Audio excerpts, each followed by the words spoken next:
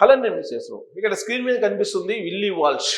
ఎవరనంటే ఐటా ఆయన డైరెక్టర్. ఐటా అంటే international air association director ఆయన విల్లీ వాల్ష్.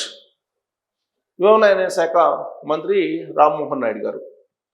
ఇప్పుడు ఈ విల్లీ వాల్ష్ ప్రస్తావన ఎందుకు తీసుకొస్తున్నామనంటే భారతదేశంలో జరిగినటువంటి ఇండిగో సంక్షోభం మీద ఆయన రెస్పాండ్ అయ్యారు జెనీవా నుంచి.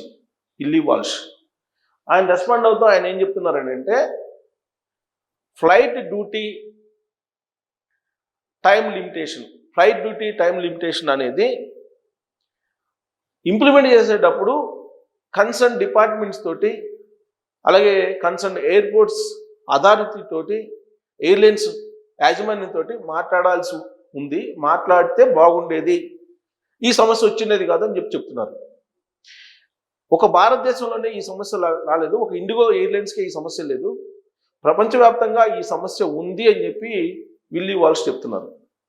ఈవెన్ అమెరికా, జపాన్ ఇలాంటి దేశాల్లో కూడా ఈ ఫ్లైట్ డ్యూటీ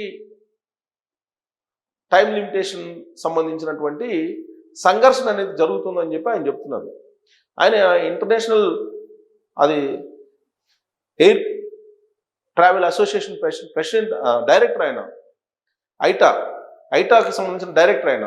సో అందుకే భారతదేశమే కాదు, ప్రపంచంలో ఏ దేశంలో ఈ ఎయిర్వేస్కి సమస్య వచ్చినా కానీ ఈ అసోసియేషన్ ఇన్వాల్వ్ అవుతుంది. ఇండిగో కూడా ఆ అసోసియేషన్లో మెంబరు. ఇండిగో కూడా ఆయన ఏం చెప్తున్నారంటే ఈ ఫ్లైట్ డ్యూటీ టైం లిమిటేషన్స్ సంబంధించినటువంటి నిబంధన కారణంగానే జెట్ ఎయిర్వేస్ కానీ కింగ్ ఫిషర్ కానీ ఇవన్నీ చాలా ఇబ్బంది పడ్డాయి, నష్టాలు పాలయ్యాయి. కాబట్టి అలాంటి నిర్ణయం తీసుకునేటప్పుడు అన్ని కోణాల నుంచి ఆలోచించుకొని అలాగే ఆ ఎయిర్లైన్స్ తోటి కూడా సంప్రదించి ఫీజిబిలిటీ ఉందా లేదా, ఎఫ్డిటిఎల్ అమలు చేసేటప్పుడు ఫీజిబిలిటీ ఉందా లేదా అనేది చూసుకోవాలి. అలా చూసుకోకుండా సంప్రదింపులు జరపకుండా చేసినందునే ఇండిగో సమస్య వచ్చింది అని చెప్పి విల్ వాల్ష్ చెప్తున్నారు, అభిప్రాయపడుతున్నారు ఆయన. కరెక్ట్గా ఇక్కడే ఆయన ఇచ్చినటువంటి స్టేట్మెంట్కి కొంత భిన్నంగా మనకి ఇండిగో వివాదం కనిపిస్తుంది. ఎందుకనంటే ఆల్రెడీ భారత విమానయాన శాఖ 9 నెలల క్రితమే మార్గదర్శకాలను ఫ్రేమ్ చేసింది. ప్రయాణికులకు సౌకర్యార్థం కోసం, భద్రత కోసం ఈ గైడ్లైన్స్ని ఫ్రేమ్ చేసింది. దాదాపు 22 గైడ్లైన్స్ని ఫ్రేమ్ చేసింది కొత్తగా. దీంట్లో 15 గైడ్లైన్స్ ఆల్రెడీ అమలు జరుగుతూ ఉన్నాయి. నవంబర్ 29వ తారీఖు నుంచి మాత్రమే ఎఫ్డిటిఎల్ అనేది వచ్చింది. ఇది ఫ్లైట్ డ్యూటీ టైం లిమిటేషన్స్ అనేది. ఇది ఒక్క నవంబర్ 29వ తారీఖు నుంచి వచ్చినటువంటిది. మిగతా 7, 22లో 15 ఎప్పటి నుంచి అమలు అవుతున్నాయి, గత 2 నెలల నుంచి. ఇప్పుడు ఈ 7 నవంబర్ 29వ తారీఖు నుంచి అమలు చేస్తున్నారు. దాని ప్రభావం ఇండిగోని సంక్షోభంలో నెట్టింది అనేది విల్ వాల్ష్ అభిప్రాయం. కానీ దీన్ని ఇంప్లిమెంట్ చేయడానికి ముందే విమానయాన శాఖ మంత్రిగా ఉన్నటువంటి రామ్మోహన్ నాయుడు గారు యాజమాన్యంతో సమీక్షా సమావేశాలు నిర్వహించారు. అలాగే ఇండియన్ ఎయిర్లైన్స్ సంబంధించినటువంటి ఉన్నతాధికారులతో సమీక్షించారు, సెక్రటరీతో సమీక్షించారు. 1-4 సార్లు సమీక్షించిన తర్వాతనే దాని ఇంప్లిమెంటేషన్ని అమల్లోకి తీసుకొచ్చారు. ఒకవేళ ఇబ్బందిగా ఉంటే ఆన్ పేపర్ ఇది ఇబ్బందిగా ఉండి వైబిలిటీ కాదు, మేము రన్ చేయలేమని చెప్పేసి గవర్నమెంట్కి తెలియజేసినట్టయితే, విమానయాన శాఖ తెలియజేసినట్టయితే రిలాక్సేషన్ ఇచ్చిండేది. ఇప్పుడు ఈ సంక్షోభం వచ్చిన తర్వాత కూడా రిలాక్సేషన్ ఇచ్చింది. ఇప్పుడు ఫిబ్రవరి వరకు ఇండిగోకి రిలాక్సేషన్ ఇచ్చింది, ఇది ఎఫ్డిటిఎల్ విషయంలో. మరి ఈ రిలాక్సేషన్ ముందే కోరినట్టయితే, ఒకవేళ మీరు కనుక స్ట్రిక్ట్గా ఇంప్లిమెంట్ చేస్తే మేము ఎయిర్వేస్ రన్ చేయలేము అని చెప్పి కనుక ముందుగానే చెప్పినట్టయితే ఆ రిలాక్సేషన్ ఇచ్చిండే వాళ్ళు. కానీ ఎఫ్డిటిఎల్ విషయంలో ఇండిగో ఎయిర్లైన్స్ విమానయాన శాఖని సంప్రదించలేదు, ఈ అంశం మీద పర్టికులర్గా వాళ్ళు స్ట్రెస్ చేయలేదు. ఆ కారణం చేత రొటీన్గా జరిగిపోతుంది కదా అని చెప్పి విమానయాన శాఖ భావించింది, రామ్మోహన్ రెడ్డి గారు కూడా భావించారు, ఉన్నతాధికారులు కూడా భావించారు. కానీ రష్యా అధ్యక్షుడు పుతిన్ వచ్చేటువంటి సమయానికి కరెక్ట్గా ఈ వివాదం అనేది బయటకు వచ్చింది, ఈ సంక్షోభం అనేది బయటకు వచ్చింది. 3-4 తారీఖులో 2 రోజుల పాటు పుతిన్ భారతదేశంలో ఉన్నారు. కరెక్ట్గా 3-4 తారీఖులోనే ఇండిగో సంక్షోభం తారాస్థాయికి చేరింది. దీని వెనక ఒక హిడెన్ అజెండా ఉంది అనేది ఒక వర్షన్ కూడా వినిపిస్తుంది. ఎందుకంటే డచ్కి సంబంధించినటువంటి CEO ఇండిగోకి ఉన్నారు, పీటర్ అనే అతను. ఆ పీటర్ డచ్కి సంబంధించినటువంటి ఎంప్లాయీ, CEO, యూరోపియన్ కంట్రీకి సంబంధించినటువంటి అతను. ఈ యూరోపియన్ కంట్రీస్ రష్యా మీద, రష్యా అధ్యక్షుడు పుతిన్ మీద ఆగ్రహంగా ఉన్నారు. ఆ నిరసనని వ్యక్తం చేసినటువంటి క్రమంలోనే ఇలాంటివి చేశారు. పైగా రష్యా అధ్యక్షుడు భారతదేశానికి వచ్చినప్పుడు ప్రపంచం మొత్తం కూడా భారతదేశం వైపు చూస్తుంది.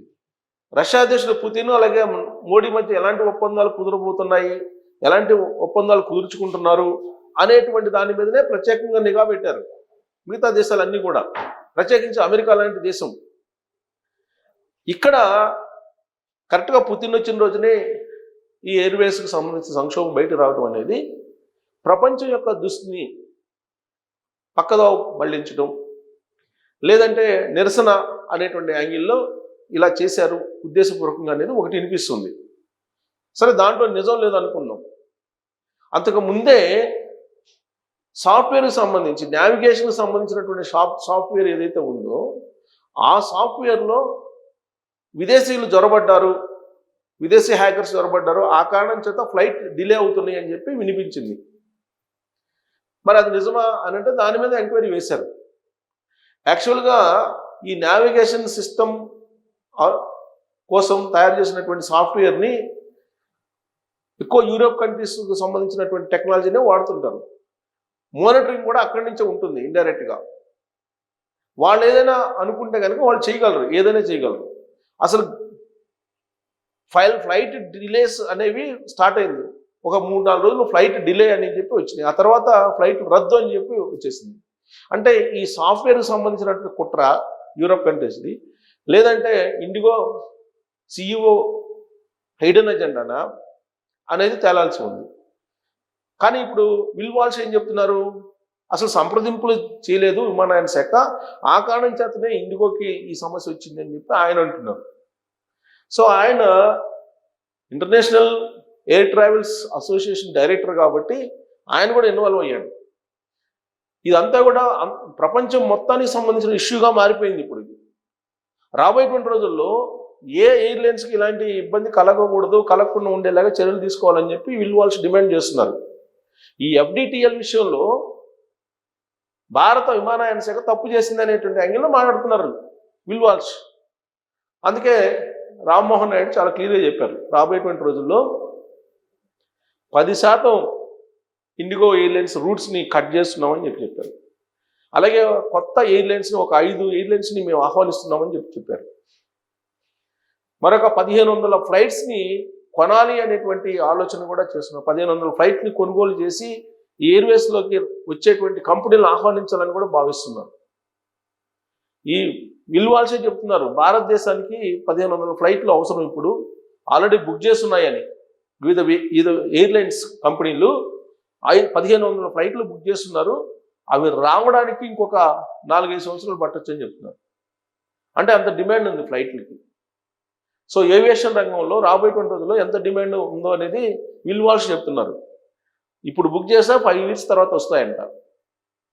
సో కాబట్టి ఇదంతా కూడా టెక్నాలజీ రాకపోవటం, సొంతగా మనం విమానాలు తయారు చేసుకోలేకపోవటం, దానికి సంబంధించినటువంటి సాంకేతిక పరిజ్ఞానం మన దగ్గర అందుబాటులో లేకపోవడం, ఈ కారణం చేత మనం వేరే దేశాల మీద ఆధారపడాల్సి వస్తుంది. కానీ ఇప్పుడు మన సొంత పరిజ్ఞానంతో, సొంత సాంకేతిక పరిజ్ఞానంతో విమానాలను తయారు చేసుకునేటువంటి పరిస్థితికి మేక్ ఇన్ ఇండియా కార్యక్రమం వస్తుంది. అది వస్తే తప్ప ఎయిర్వేస్ సంబంధించినటువంటి, ఎయిర్ ట్రావెల్కి సంబంధించిన డిమాండ్ని ఫుల్ఫిల్ చేసిన పరిస్థితి లేదు.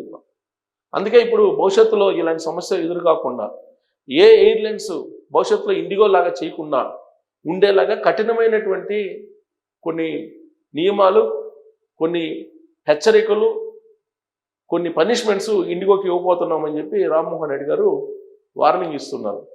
ఆ క్రమంలో ఇప్పుడు తాజాగా ఇండిగో ఎవరైతే 3-4 తారీఖుల్లో ఇబ్బంది పడ్డారో, 3, 4, 5 తారీఖుల్లో వాళ్ళందరికీ ఓచర్ గిఫ్ట్ ఇస్తున్నారు.